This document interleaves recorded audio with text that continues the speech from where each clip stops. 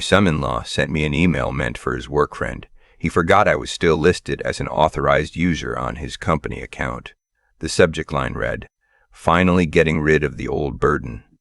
I read every word, then I smiled, walked to my home office, and started making phone calls. 3 months later, he lost his business, his truck, and the house he thought was his. I didn't do a single illegal thing. My name is Walter Briggs.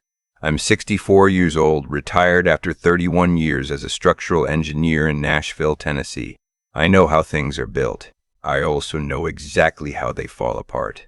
My daughter grew up in a house I designed myself. 4 bedrooms, wraparound porch, big kitchen where her mother used to make Sunday biscuits from scratch.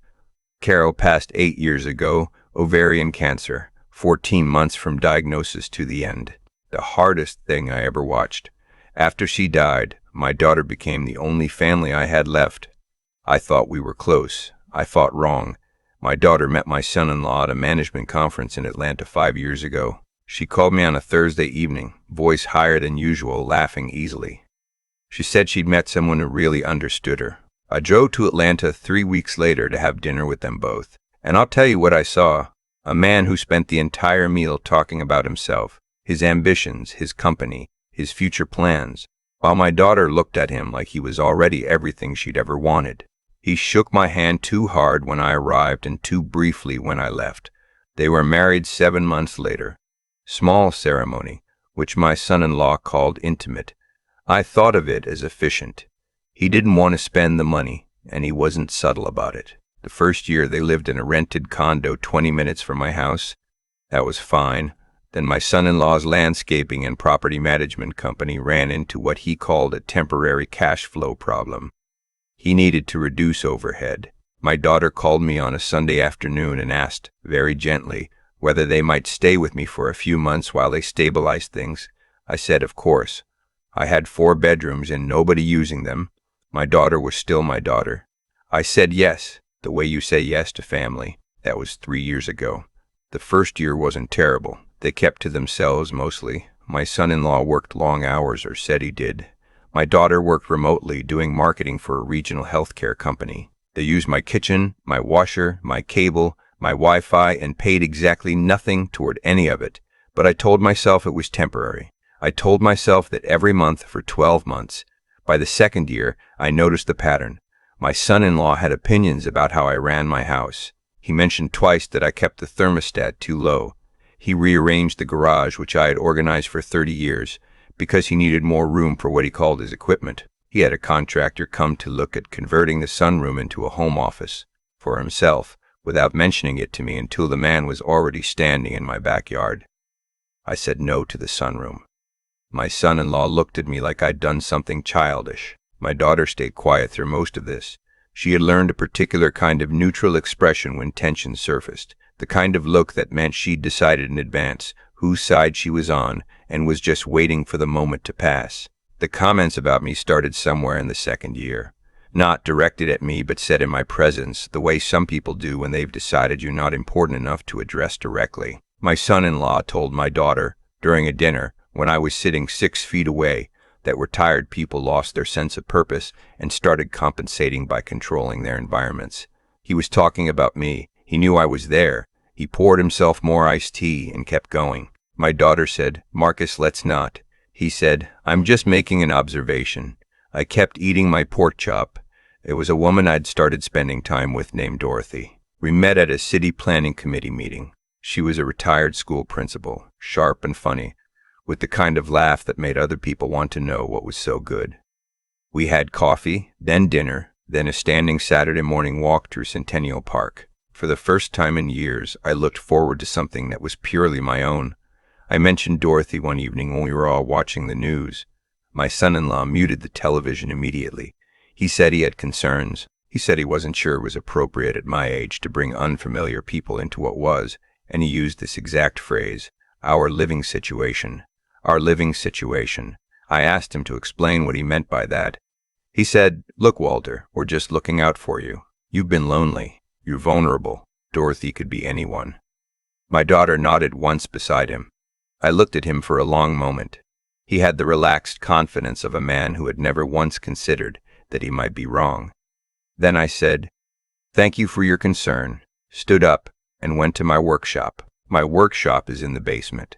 I build furniture down there, mostly chairs and small tables, working from old designs, hand tools where I can manage it.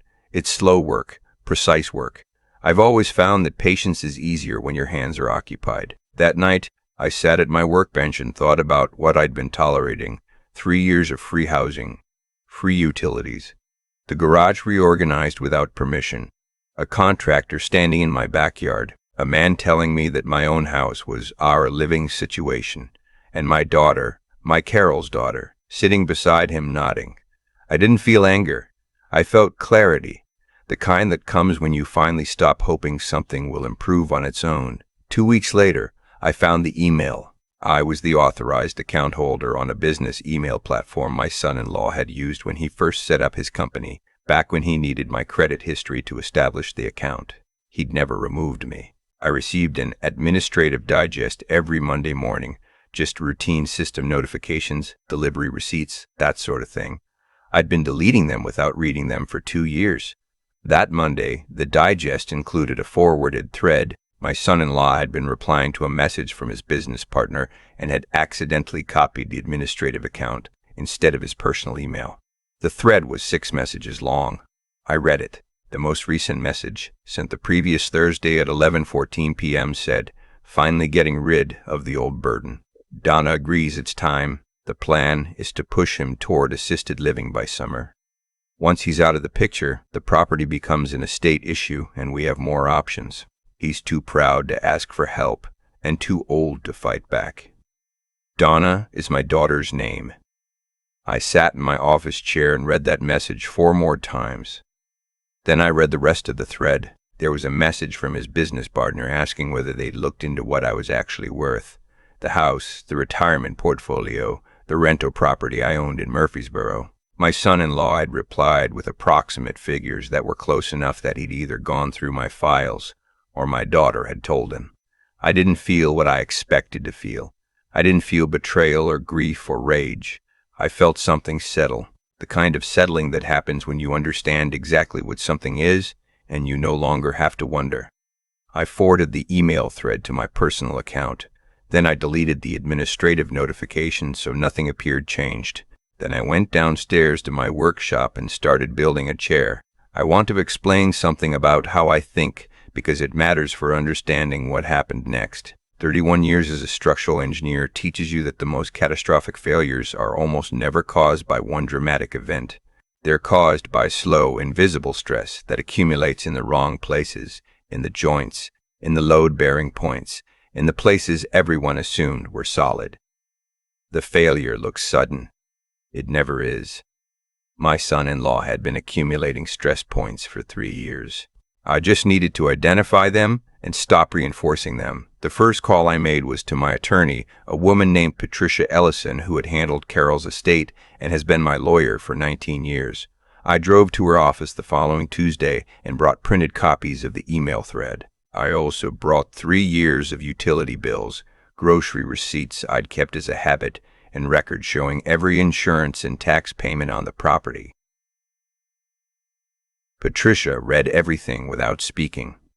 When she finished, she looked up and said, "Walter, you're in a very strong position. What outcome do you want?" I said, "I want my house back, and I want him to understand that I am not old, and I am not a burden, and I am not done." She smiled slightly. "Let's start with the house. Tennessee is straightforward on this. There was no written lease, no rent agreement, no legal claim to residence beyond my explicit permission. Patricia drafted a formal notice of termination of residency. 30 days, no conditions, no negotiation. She sent it by certified mail to my own address. Return receipt requested, which meant my son-in-law would have to sign for it personally. She also advised me on a second matter. When he'd first started his company, I had co-signed a line of credit, $40,000, that he needed to purchase equipment. He'd paid it down to approximately $22,000 remaining. I was listed as guarantor. Patricia explained that under certain circumstances, particularly documented estrangement or breach of trust, I could petition to have my guarantor status reviewed. She drafted that paperwork too. But there was a third matter, the most important one, that I'd handled myself before I ever walked into Patricia's office. 18 months earlier, my son-in-law had approached me about investing in his company. He wanted to expand in commercial property maintenance contracts in the Nashville metro area. He needed capital, $75,000, and he wanted it structured as a loan from me to the business with a formal promissory note. I'd agreed, had the note drafted properly, and made the transfer. The note included a standard acceleration clause.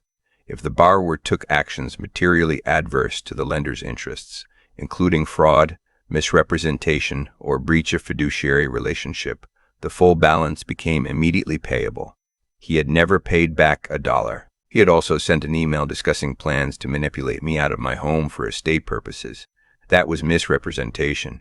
That was a breach of fiduciary relationship. That triggered the acceleration clause. The remaining balance was $75,000. I didn't tell him any of this before the certified letter arrived. I was home when it was delivered, in the kitchen making coffee, and I heard him sign for it at the front door. I heard him open it in the hallway. I heard him say something under his breath that I won't repeat. He came into the kitchen holding the letter. His face had a particular expression I recognized, the expression of someone recalculating. "Walter, what is this?" It explains itself pretty clearly. You have 30 days to make other living arrangements. You're serious. I am. Because of what? Because we had one tense conversation about Dorothy? I poured my coffee. You should read the letter. It covers the relevant details. There's no reason for this. We're family. I looked at him directly. Marcus, I know about the email. I know what the plan was. I know what you called me and what you were planning to do. So, let's not have a conversation where you try to make this about one tense conversation. His expression went through 3 changes in about 4 seconds. I watched all of them. He said, "I don't know what you're talking about. You copied the administrative account on a reply thread. I've been the account holder for 3 years. I received the digest."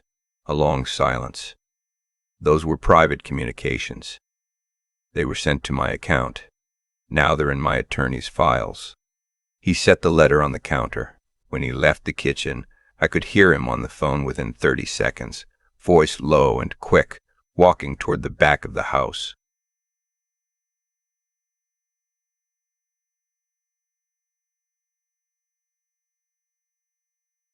Daughter came to find me an hour later. She sat across from me at the kitchen table with the particular expression she'd been wearing for 2 years. The neutral one, the one that meant she'd already chosen. But this time there was something else in it, something that might have been shame. She said, "Dad, the things he said in that email, I didn't tell him to write that. But you knew what he was planning." A pause that lasted long enough to be its own answer. "Donna, I'm not asking for an apology right now. I'm telling you what's going to happen. In 30 days, you're both going to need to be somewhere else. I love you. That has not changed. But this house is mine, and I'm done being managed in it. Where are we supposed to go? I'd suggest you figure that out over the next 30 days. You both work, you have income. You've had 3 years of free housing to save for exactly this kind of situation." She started to say something about their finances. I raised one hand. "I know the numbers, Donna.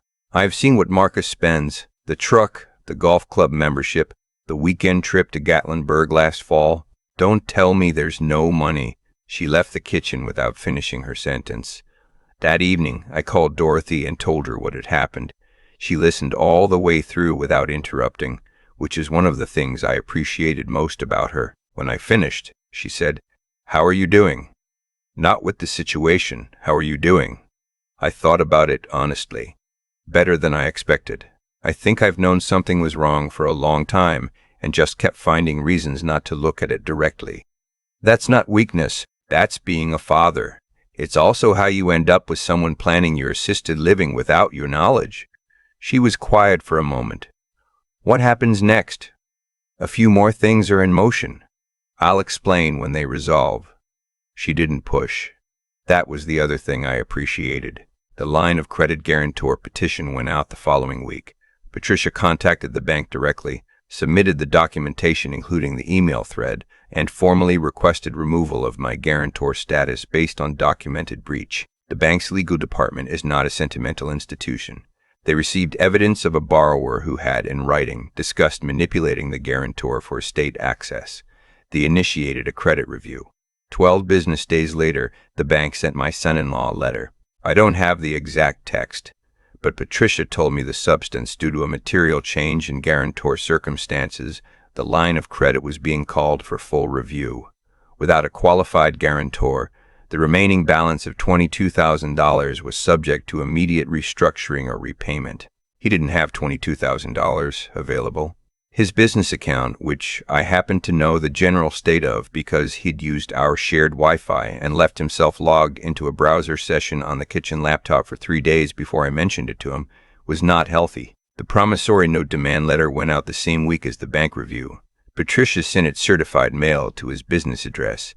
$75,000, full balance, payable within 30 days per the acceleration clause, which was triggered by documented misrepresentation and breach. She attached a copy of the email thread as Exhibit A. I want to be honest about something. There were moments during this period when I questioned myself, not legally. The legal ground was solid, and Patricia had reviewed it from every direction. But personally, this was my daughter's husband. Whatever he was, she had chosen him, and what happened to him would happen to her too, at least partially. I spent several evenings in my workshop thinking about that. What I came back to every time was the email. Finally getting rid of the old burden, and my daughter's pause when I asked if she'd known what he was planning. Not a pause of confusion, a pause of calculation. Some things you can rebuild from. Some things show you what was actually there all along. My son-in-law knocked on my workshop door 12 days before the 30-day deadline. This surprised me. I'd expected either silence or a lawyer's letter. He came alone. He didn't look the way he'd looked in the kitchen the day the certified letter arrived. He looked like a man who'd been doing math for 2 weeks and kept arriving at the same bad answer. He said, "I'd like to talk." I set down the plane I was using and waited. I made a serious mistake. The email. I know how it reads, and I'm not going to tell you it reads wrong. He paused. I was frustrated. Business has been rough. I said things to my partner I shouldn't have. You said them. That's not the same as saying things you shouldn't. He looked at the floor of my workshop. The note. The $75,000. Walter, if that gets called, it ends the company. Everything I've built. I know. There has to be another way. A payment plan. Something. I was quiet for a moment. I looked around the workshop. The chairs I'd built. The tools my father left me. The small framed photo of Carol I kept on the shelf above the workbench. Then I looked back at him. "Marcus, let me ask you something honestly. If I hadn't found that email, if everything had continued as you planned, where would I have been in 2 years?" He didn't answer. "Would you have felt any of this urgency about making things right? Or would I have been on a waiting list somewhere, trying to understand what happened to my house?" He opened his mouth, closed it.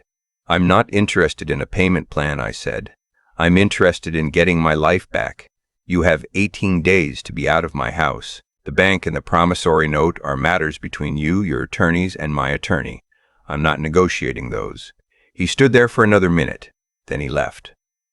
The company did not survive the note acceleration. I learned this gradually through Patricia, through things my daughter said in the weeks that followed. The bank review on the line of credit had already flagged him as a credit risk. When the promissory note demand arrived simultaneously, his business partner, the same man from the email thread, began quietly removing himself from the operation. Without capital, without the line of credit, without a guarantor, 2 commercial contracts he'd been counting on renewing did not renew. He tried to find private investors. He couldn't move fast enough. They were out of my house by the deadline. I was not home when they left. I'd driven to Dorothy's, and we spent the afternoon walking along the Harpeth River Trail, talking about a trip she'd been considering to the Smoky Mountains. When I came home that evening, the house was quiet in a way it hadn't been in 3 years. Not empty. My things were all there, my workshop untouched, my thermostat exactly where I'd set it. Just quiet, the way it's supposed to be when it's yours. I walked through every room. I stood in the kitchen where Carol used to make biscuits. I sat in the chair on the wraparound porch and watched the neighborhood go to dusk. I wasn't sad. I wasn't even particularly triumphant. I was just present in my own house in a way I hadn't been able to be for a long time. My daughter called that night. I answered. She said, "Dad, the company is gone. He's trying to restructure, but there's nothing to restructure. We're staying with his sister in Brentwood. I don't know what we're doing." "I'm sorry to hear that, Donna." A silence. "Are you?" I thought about that. "I'm sorry you're in a difficult situation. I'm not sorry for protecting myself from people who were planning to remove me from my own life. He made mistakes. He said things he shouldn't have. He did. But I lost everything too. I'm your daughter. You are. You'll always be my daughter. But Donna, you knew. You sat across from me at that table and you knew, and you made a decision in that moment. I didn't stop loving you over it, but I'm also not going to pretend it didn't happen." She didn't respond for a long moment. When she did, her voice was quieter. "What do we do now? That's for you to figure out. I'm not going anywhere. If you want to have a real conversation, not about the house, not about money, just a real conversation, I'm here. But that has to start with honesty, and honesty takes time to rebuild." She said she understood. I wasn't entirely sure she did. But the call ended without anger, and that felt like something. The rental property in Murfreesboro generates $1,800 a month. My pension from the firm covers my utilities and groceries with room left over. I have no mortgage, paid it off in 2019. My retirement accounts are healthy. I don't say this to boast. I say it because my son-in-law assumed that my age made me financially vulnerable, that I was running out of runway and running out of options, that the burden was on his timeline. He was wrong on every count. I had built things to last. He had been living on borrowed stability for 3 years and calling it success. Dorothy and I did go to the Smokies. 5 days in a cabin outside Gatlinburg, hiking Alum Cave Trail, eating at a little place in Pigeon Forge that had been there since 1982, playing cards on the porch at night with the mountains going dark around us. The kind of trip I hadn't let myself plan in years because there had always been something at home requiring management. When we got back, I found a letter in my mailbox. Handwritten envelope, my daughter's handwriting. No return address, which was unusual. It was 2 pages, front and back. I made coffee before I read it. She wrote about growing up in the house I'd built. She wrote about her mother, about specific memories I hadn't known she held. A Saturday when Carol let her skip soccer practice, and they baked a lemon cake. A night when she was 12 and scared about starting middle school, and Carol and I both sat on her bed until she fell asleep. She wrote about Marcus, about how he had seemed like certainty when she'd been feeling adrift after her mother died, and how certainty had gradually become something else she didn't have a name for yet. She didn't make excuses. That was the part I read twice. She said she had stayed quiet when she should have spoken. She said she had chosen comfort over honesty. She said she didn't know how to fix what she'd done, but she wanted me to know she understood what it was. The letter ended. "I miss you, Dad. Not the situation, you. I miss having a father who was just my father and not a problem we were managing. I'm sorry it took losing everything to be honest about that. I hope that's not too late." I read it once more. Then I put it in my desk drawer next to a photo of Carol. I didn't respond immediately. Some things need time to mean what they actually mean. And a letter written from a sister-in-law's guest room under financial collapse is not the same as a letter written from a place of genuine change. I know that. I've spent enough time in this industry to know that materials under stress behave differently than materials under ordinary conditions. The real test is what holds after the pressure is gone. But I kept the letter. Dorothy asked about it that Saturday on our walk. I told her about it honestly. The good parts, the uncertainty, the fact that I didn't know yet what to do with it. She said, "What does your gut say?" I thought about that for half a block. My gut says she means it right now. My gut also says that right now doesn't answer the question. So you wait. I wait. I watch. I leave the door unlocked without leaving it wide open. Dorothy has a way of going quiet when something is true, rather than trying to improve on it. We walked another quarter-mile without talking, listening to the park around us, and that was enough. I've started a new chair. Black walnut, from a slab I sourced at a mill in Dixon County. Came from a tree that fell during a storm, which seemed fitting. The design is a modification of a Shaker original, clean lines, nothing decorative that doesn't serve a purpose. I work on it an hour most evenings, more on weekends. It's slow work. The joinery has to be exact or the whole thing is unstable, and stability is the point. Last Tuesday, my daughter called. We talked for 45 minutes, not about Marcus, not about money, not about the house, about her mother, about what it had been like growing up, about a trip she wanted to take to see some family in Vermont, cousins she'd lost touch with. She laughed twice, real laughs, the kind she used to have before she married someone who made her practice her neutral expression. When we hung up, I sat in my workshop for a few minutes before I went back to the chair. Some things can be repaired. I know this professionally, and I know it personally. The process is the same either way. You have to remove the damaged parts honestly, work with what's actually there instead of what you wish was there, and accept that the finished piece won't look exactly like what it was before. It'll look like something that was broken then put back together by someone who knew what they were doing. That's not a lesser thing. Sometimes it's stronger. The house is quiet now in the evenings. I keep the thermostat at 68 degrees, which is exactly where I like it. The workshop smells like walnut shavings. Dorothy's coming for dinner on Friday, and I'm going to try Carol's biscuit recipe from the index card I've had in my kitchen drawer for 8 years. I am not a burden. I never was. I was a foundation, and they forgot, or maybe never understood, what happens to everything built on top when a foundation decides it's done holding. I gave them 3 years of patience. I gave them every reasonable chance. When they showed me who they were, clearly in writing, I believed them. And then I did what engineers do when they find a structure that's been compromised. I cleared it. I assessed what remained. I built something better. That's not revenge. That's just knowing your own worth and refusing to let anyone else set the price. If this story meant something to you, please leave a comment and let us know what time it is where you're watching from. Subscribe to Genuine Revenge Stories for more. We'll see you in the next one. I've been thinking about cause and effect a lot lately. Not in any abstract way, just in the plain, honest way you think about it when you've lived long enough to watch the full arc of a situation play out from start to finish.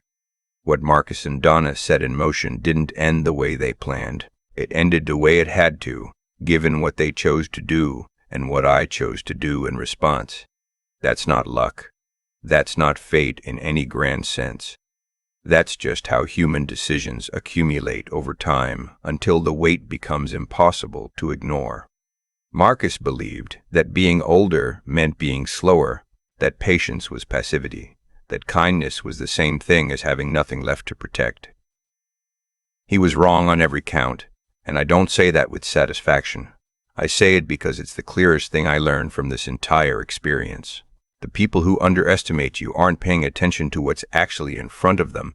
They're paying attention to what they've decided to see. Marcus saw a 64-year-old man with a paid-off house and a quiet workshop and decided that what he was looking at was an obstacle he could manage. He never once considered that I might be someone who had spent 31 years learning exactly how structures fail and exactly how to protect the ones that matter. The moral part of this, the part I keep coming back to, is not about revenge.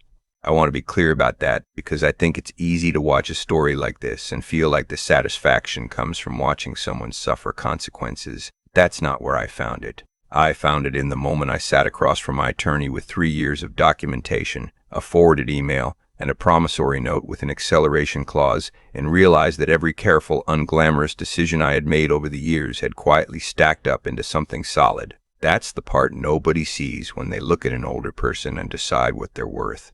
They don't see the 30 years of precision. They don't see what's been built. Donna made her own choices. That's the hardest part to sit with, and I won't pretend otherwise. She's my daughter. She grew up in the house I built with her mother. And somewhere along the way, she chose comfort over honesty. And she let that choice become a habit, until the habit became a plan. I don't think she's a bad person. I think she made a series of small compromises that felt manageable in the moment and catastrophic in total. That's how most moral failures actually work, not in one dramatic decision, but in the slow accumulation of smaller ones that nobody names until it's too late. What I want anyone watching this to take away is simpler than it sounds. Know what you built. Know its worth. Don't let anyone else set the price. Not through silence, not through patience mistaken for permission, not through love that asks you to disappear quietly. I gave 3 years of my home and my resources and my dignity to two people who repaid me with a subject line I'll never fully forget. And when I finally acted, I acted with documentation, with legal standing, with precision, not from rage, from clarity. The walnut chair I'm building right now is almost done. It'll hold weight for 50 years if the joinery is right. That's what I'm thinking about these days. What holds? What lasts? What you build when you finally stop propping up something that was never going to stand on its own.